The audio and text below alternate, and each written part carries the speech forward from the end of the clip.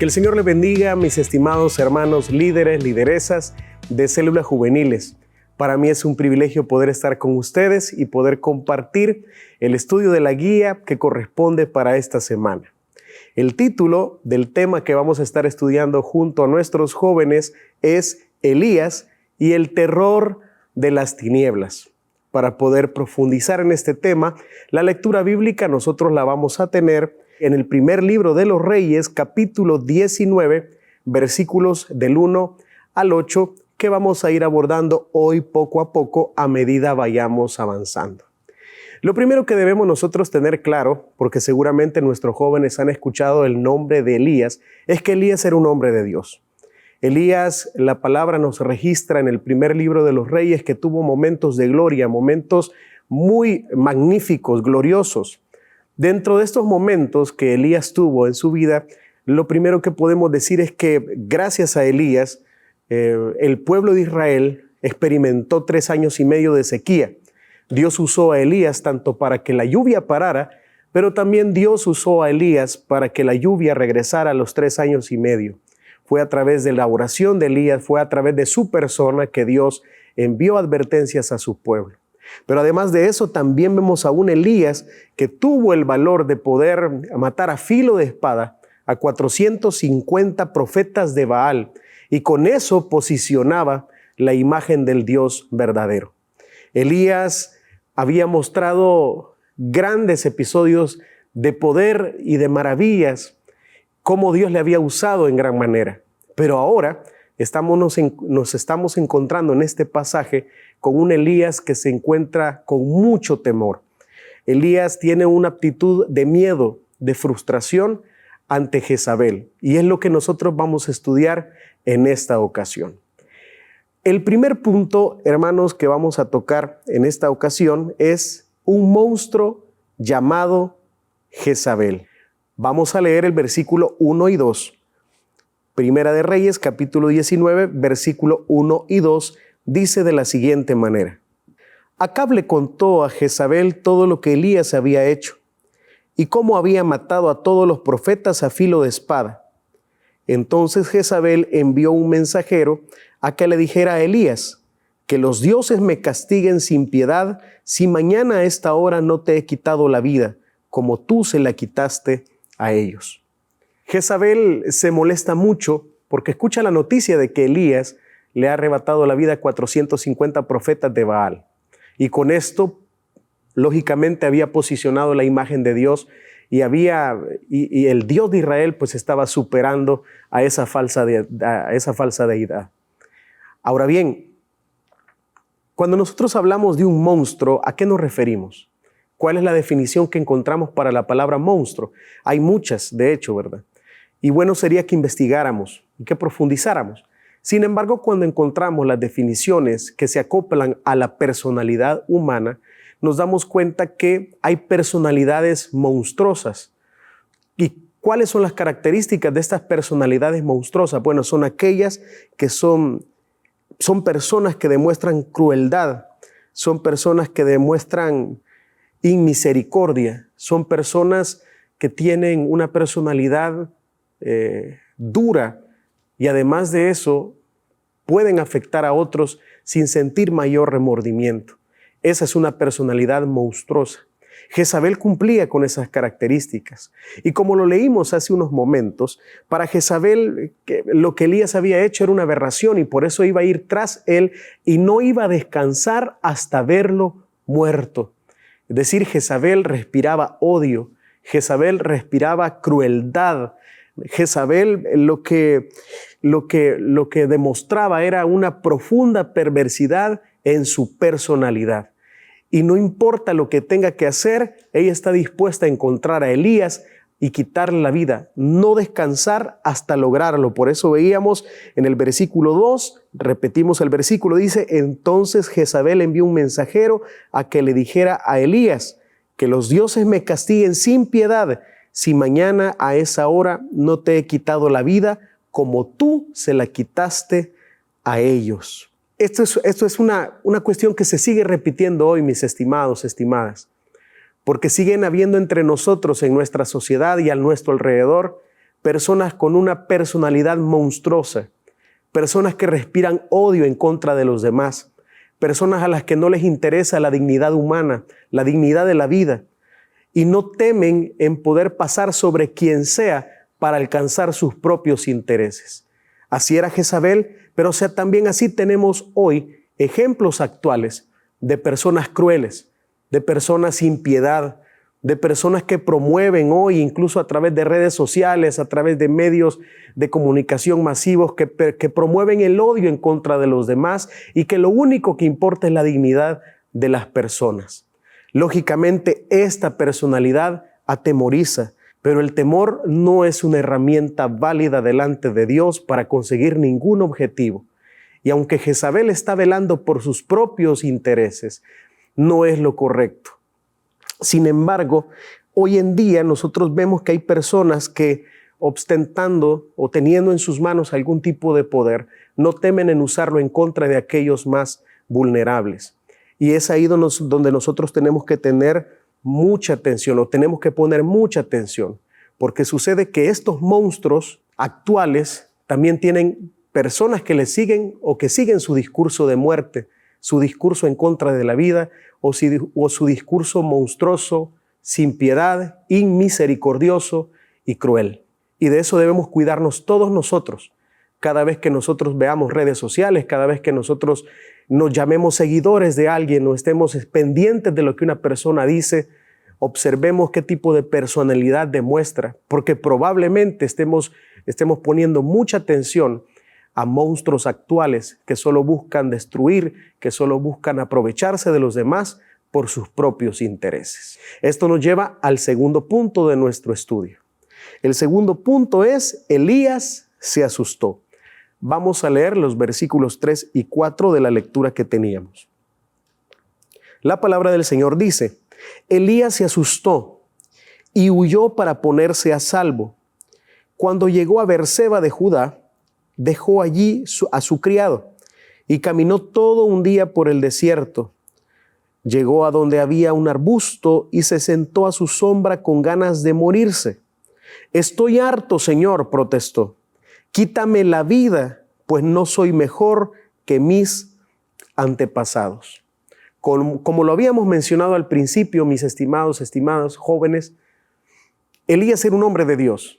Elías había visto la mano de Dios, había hecho descender fuego del cielo, había acabado con 450 profetas de Baal. Por su oración, Elías había tanto colaborado con el propósito de Dios al detener la lluvia, pero también a través de Elías Dios permitió que la lluvia regresara después de 3 años y medio y después de una crisis económica tremenda, de una sequía tremenda. La lluvia regresó porque Dios usó a Elías. La pregunta que puede surgirnos a nosotros es: ¿qué es lo que puede asustar a un hombre de Dios? Hay muchos elementos. ¿Por qué? Porque se trata de un hombre de Dios. Nosotros somos personas y por lo tanto, como personas podemos tener miedo ante distintas circunstancias.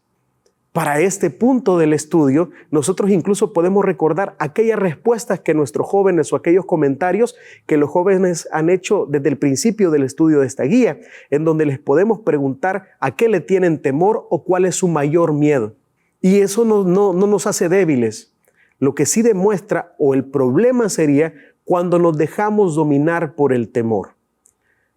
Una personalidad como la de Jezabel, monstruosa, cruel, sin piedad, atemoriza a cualquiera. Y eso fue lo que ocurrió con Elías. Elías vio el riesgo y vio que esta mujer cruel y monstruosa, esa personalidad monstruosa de Jezabel, estaban por acabarlo. Y tenía la determinación de no descansar hasta poder terminar con su vida. Eso hace que Elías, como lo leímos, se atemorice muchísimo. Y aquí vemos varios elementos interesantes en el proceso, porque cuando Elías se va al desierto, él deja a su criado y continúa solo. Y ahí Elías va sumiéndose poco a poco en una profunda depresión que incluso le va a hacer pensar en la muerte. Pero fíjense, ahí va un elemento importante. Elías se quedó solo. Muchas veces nosotros nos guardamos nuestros temores, nos guardamos esos miedos que tenemos quizás por el qué dirán o quizás por el mismo hecho de que podemos sentir vergüenza de que la gente sepa que tenemos miedo. Pero no compartirlo con las personas o no compartirlo con las personas correctas puede llevarnos a poder maximizar la oportunidad de caer en un estado depresivo, de caer en una tristeza profunda, en un sentimiento de soledad que no es saludable y que puede llevarnos a tener pensamientos que no son correctos. Y eso fue lo que le pasó a Elías. Jezabel lo había atemorizado.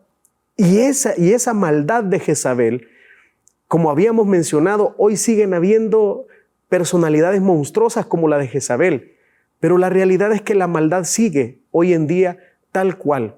Y la maldad que hoy, hermanos, nuestra juventud está experimentando es una maldad que no tiene comparación. La maldad está haciendo que muchos jóvenes vivan atemorizados, que muchos jóvenes y jovencitas vivan intimidados por el poder de atemorizar que tienen otras personas. La misma sociedad atemoriza a nuestros jóvenes, quienes, sintiéndose intimidados, pueden llegar a pensar que Dios se ha olvidado de ellos. Muchos jóvenes pueden llegar a pensar que Dios no tiene un propósito con ellos, que no van a seguir adelante, que las condiciones en las que ellos están desarrollándose no van a cambiar y por lo tanto su destino es el fracaso. Y ante esta realidad que muchos jóvenes analizan para sus vidas, donde no ven ningún tipo de salida y donde viven atemorizados, incluso piensan en la muerte. Y eso es algo muy, pero muy triste, pero lo vive nuestra juventud no solo a nivel nacional o a nivel de país, sino que lo viven muchos jóvenes del mundo. Es muy interesante porque las personas que se quitan la vida anualmente son muchísimas. La Organización Mundial de la Salud habla de un aproximado de 700,000 personas que atentan contra su vida. Y dentro de esto, el cuarto lugar de muertes en jóvenes de 15 a 19 años es precisamente el suicidio. Es decir, la Organización Mundial de la Salud, que es una organización que muestra estadísticas muy cercanas a la realidad y que son en base a estudios, nos dicen que son muchísimas las personas que terminan quitándose la vida. Repito, 700,000 personas anualmente, aproximadamente. Y estos datos fueron recopilados en el 2019. No sabemos cuántas personas, porque todavía no hay estadísticas cercanas a las personas que pudieron haberse quitado la vida en tiempos de pandemia, por ejemplo. ¿Cuántos jóvenes decidieron, acabar con su vida porque pensaron que esto nunca iba a terminar? Porque quizás sintieron la desesperanza, se sintieron atemorizados, se sintieron abandonados por Dios y por eso decidieron tomar esa decisión. Elías había dejado a su criado, siguió solo, pero él deseaba morirse, dice la palabra de Dios, y eso lo vemos en el versículo 4 que dice, repetimos el versículo, y caminó todo un día por el desierto, llegó a donde había un arbusto y se sentó a su sombra con ganas de morirse. Estoy harto, Señor, protestó, quítame la vida, pues no soy mejor que mis antepasados. Cuando los jóvenes llegan a la conclusión de que Dios no existe o que no está interesado en sus vidas, ellos pueden tomar decisiones fatales.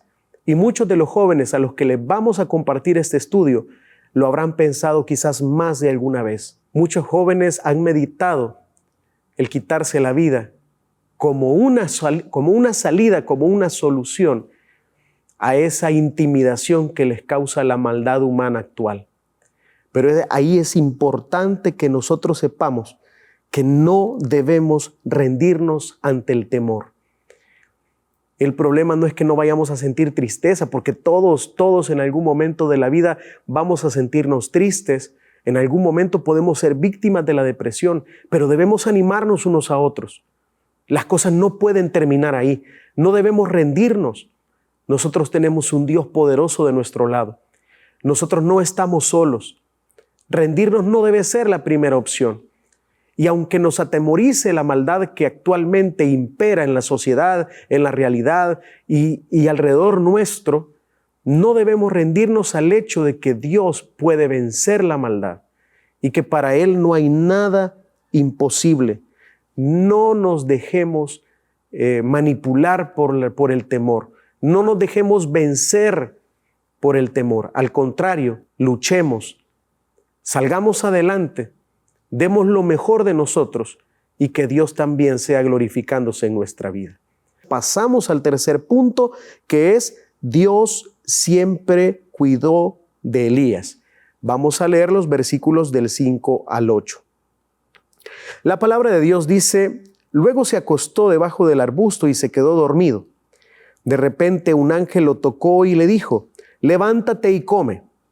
Elías miró a su alrededor y vio a su cabecera un panecillo cocido sobre carbones calientes y un jarro de agua. Comió y bebió y volvió a acostarse. El ángel del Señor regresó y, tocándolo, le dijo: levántate y come, porque te espera un largo viaje. Elías se levantó y comió y bebió. Una vez fortalecido por aquella comida, viajó 40 días y 40 noches hasta que llegó a Horeb, el monte de Dios. Elías tenía que llegar al monte de Dios. Pero para eso él tenía que levantarse y cobrar nuevas fuerzas. Estaba siendo perseguido por un monstruo totalmente, por Jezabel. Eso lo tenía atemorizado. Había deseado morirse. Pero ahí está la clave, la que habíamos mencionado. Elías pudo haberse dejado morir ahí, vencido por el temor. Pero él recibe las fuerzas para seguir adelante, pues es Dios quien está cuidando de Elías. Elías, cansado y deprimido, se durmió. Pero ahí apareció un ángel del Señor que le despertó y le dio de comer y le animó.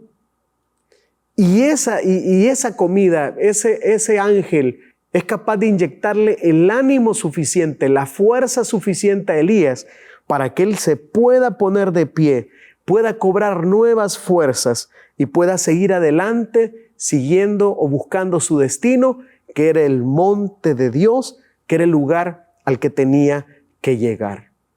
Nosotros vivimos distintas circunstancias. Y a lo largo de la vida, mis estimados jóvenes, jovencitas, vamos a ser atemorizados por distintas cosas. Uno de los mayores temores es el temor a la muerte. Elías lo atravesó, un hombre de Dios, un hombre que Dios había usado. Y si Elías en algún momento sintió temor, fue víctima de la depresión e incluso quiso morirse, debe quedar claro para nosotros que no estamos exentos en algún momento de pensar algo así. Pero la diferencia es que Dios está con nosotros. Dios le dio la fuerza, el ánimo a Elías para volver.